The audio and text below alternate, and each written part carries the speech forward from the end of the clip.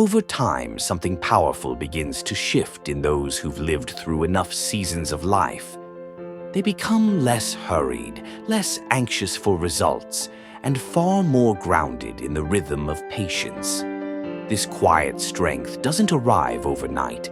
It is carved slowly by experience, trials, and the unrelenting ticking of the clock. Patience for the elder soul is no longer a virtue to be strained for.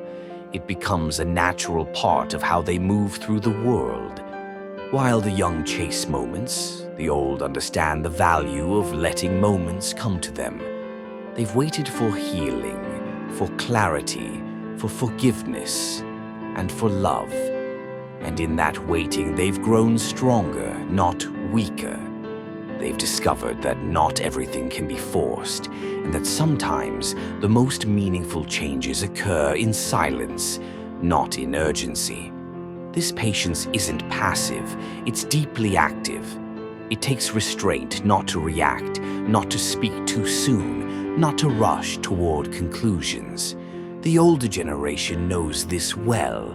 They've seen the consequences of impatience, the broken relationships, the missed opportunities, the regrets that follow hasty decisions.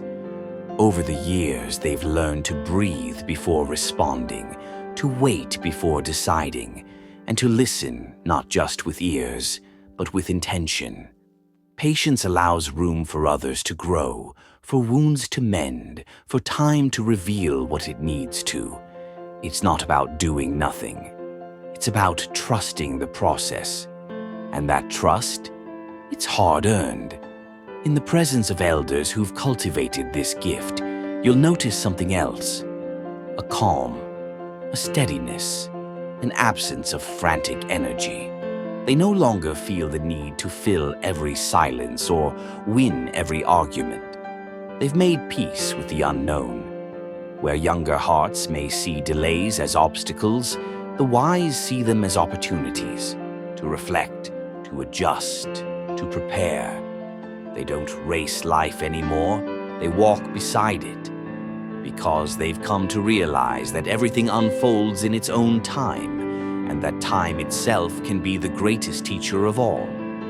They remember the years they wasted being in a rush, the conversations cut short, the mistakes made in haste, the moments missed because they were too busy chasing the next one.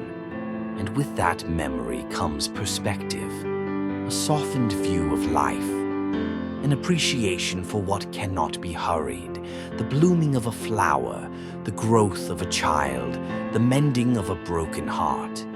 Time has taught them that patience isn't just about waiting. It's about how we wait, with grace, with acceptance, with open hands rather than clenched fists. In today's world where everything is optimized for speed, fast communication, fast travel, fast success, this kind of patience is rare, even revolutionary. And that's exactly why it matters so much, because what's rare is often what's most needed. The elder's patience is a lighthouse in a storm of urgency. It reminds us that slowness is not weakness, that some things, the best things, are worth the wait, and that when we stop rushing, we finally start seeing, truly seeing.